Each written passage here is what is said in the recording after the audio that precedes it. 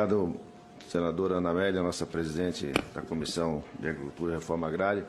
Também cumprimento todos os nossos convidados aqui presentes. E eu quero fazer um questionamento. O senador Dário Berg já aprofundou bastante o assunto, mas numa linha que não foi abordada aqui, que é a questão do banimento de moléculas ou de produtos que estão no mercado.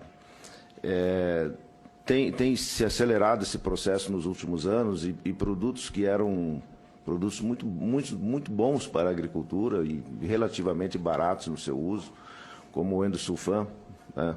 Lá atrás foi banido, e agora na lista tem informações de que nós temos no mínimo 2 produtos muito utilizados, largamente utilizados na agricultura, que é o princípio ativo paraquat e depois também o glifosato, que são produtos que, para a agricultura de cerrado, por exemplo, e a técnica de plantio direto, eles são fundamentais. Nós não temos como, hoje, não temos substituto à altura para fazer agricultura de baixo carbono, como fizemos no plantio direto, e que proporciona uma série de vantagens ao meio ambiente, como evitar a erosão, tanto erosão de escorrimento de águas, né, pluviais quando chove, e também de ventos, porque uma das principais razões, ou um dos piores problemas que nós temos no centro-oeste brasileiro, quando nós não utilizamos o plantio direto na palha, é a erosão eólica. É impressionante como ocorre os redemoinhos no mês de agosto e setembro e fecha, chapadões no Mato Grosso, eles fecham, você no Tocantins também, você não enxerga nada. São milhares de toneladas de solo que é levantado pelos redemoinhos. E depois que nós começamos a utilizar o plantio direto, isso parou. E esse ano eu vi numa fazenda lá em Mato Grosso que ela estava sendo transformada de agricultura de soja para o algodão, e aí você tem que fazer algumas atividades ainda tradicionais, gradagem profunda, tem que fazer gradagem de niveladora, e o solo fica muito poroso. E eu até me assustei, porque fazia muitos anos que eu não tinha visto tal evento, né, daquela poeira em suspensão. Chega a assustar a gente de ver como nós fazíamos agricultura no passado. E a agricultura moderna que nós temos hoje de plantio direto, ela é baseada principalmente na base do paraquat e do glifosato, né? E aí parece que a Anvisa, e eu quero fazer um questionamento aos dois aqui que são ligados a essa área, e mais a doutora Edilene, se vocês estão a par disso, estão acompanhando, e também se a velocidade do banimento é a mesma que nós temos da velocidade da introdução de outros produtos. Aqui demonstrado pelo Túlio, numa lista de 15,5 anos, né? 15 anos e meio para você entrar na fila agora. Como essas consultas públicas estão sendo iniciadas agora, eu quero também saber se nós vamos demorar 15 anos para retirar esses produtos, né? Se for 15 anos, vai dar tempo de buscar alguma outra coisa, mas não é o caso que me parece nesse momento. Outra coisa, cada vez que você tira um produto desse, aí vem as desconfianças do produtor, e aqui eu quero falar mais como produtor, é de que se tira um produto barato do mercado, eficiente e barato, né, sob o aspecto ou sobre a alegação de que ele faz mal para a saúde, que ele tem possibilidades de gerar câncer, e a nossa legislação prevê que qualquer possibilidade disso, nós não podemos utilizar esses produtos. Mas muitos dos estudos que são feitos, que são colocados, pelo menos que a gente lê, que os estudos foram feitos, por exemplo, em Singapura, né, ou em um outro local onde o uso é muito pequeno, diferentemente do que nós fizemos aqui no Brasil. E já foi dito aqui também, se quisermos fazer agricultura no nosso clima tropical, não tem jeito de abrir mão dos agroquímicos. Eu gostaria muito, como produtor, de produzir e não gastar um centavo com isso, não me incomodar com isso, não me incomodar com os EPIs para cuidar dos operadores.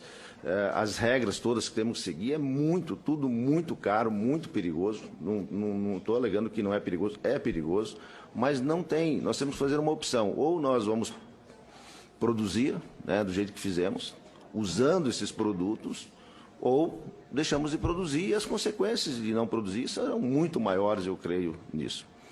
A biotecnologia que chega e que é uma realidade para nós, também não é uma coisa definitiva, né? Cada vez que nós introduzimos um elemento novo nessa cadeia, um produto transgênico que controla a lagarta A ou B ou C, nós desequilibramos o outro lado.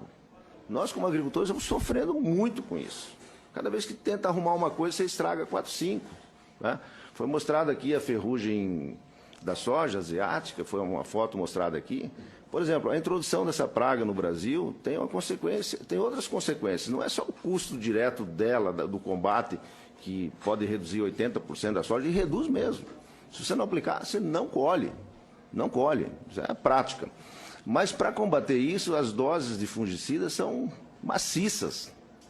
E aí nós atacamos outros fungos que controlam naturalmente outras pragas, como a mosca branca, que é uma mosquinha, um inseto bem pequenininho, e que tem se tornado uma das principais pragas da soja ultimamente, porque a aplicação maciça desses produtos, eliminamos o inimigo natural da mosca branca. E aí estamos nós lá, aplicando inseticidas e coisas em cima desses negócios. Hoje a soja germina, com 4, 5 dias, tu já tem que entrar com inseticida em cima. Então, a situação da agricultura é muito difícil.